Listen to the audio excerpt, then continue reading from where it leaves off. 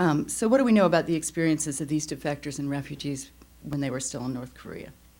First, we've learned clearly that in the black hole for information, word of mouth is a critical source of news for ordinary people, and even for elites. We've seen this in our work with refugees who recently left the DPRK, and it's bolstered by repeated survey results.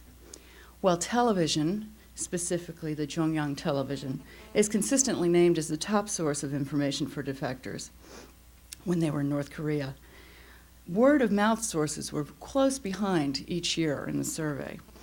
In the most recent survey, 34% said television was their top information source. 22% said Chinese merchants and smugglers were their #1 source of information. That's the second highest response. The third highest response, 19% said friends and family were their top source of information. South Korean radio followed farther behind at 8% and international radio at 6%. So clearly, in terms of outside media, they're secondary sources. When you go to secondary and tertiary sources, that number bumps up quite considerably.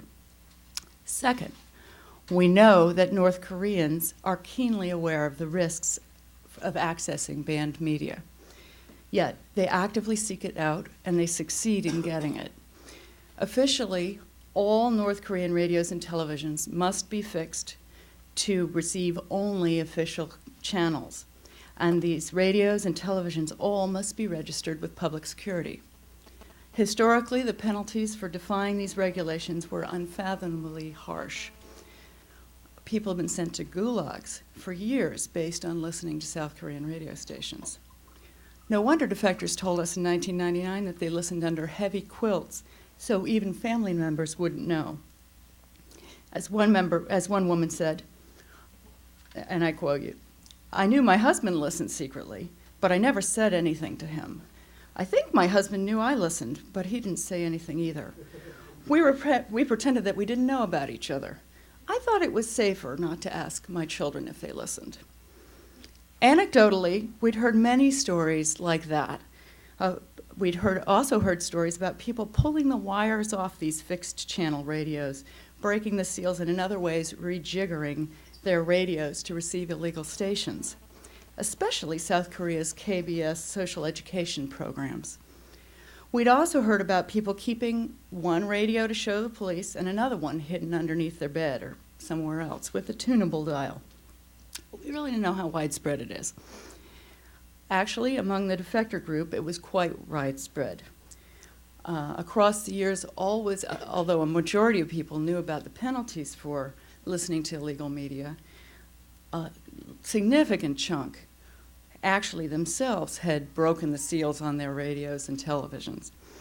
In the most recent survey, 3/4 said that they knew about regulations against listening to foreign media, and yet 35% said they themselves had modified their fixed channel radios to get South Korean or foreign radio. Even more knew someone else who had done the same thing. Furthermore, 11% said they had more than one radio in their home.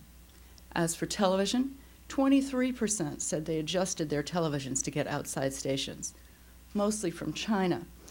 20% said they'd watched Chinese television while in the DPRK, and 7% said they'd seen South Korean television. For outside radio, again, KBS dominated, but in spite of the obstacles and transmission, among which is transmission limited to shortwave, Radio Free Asia has always had a measurable audience.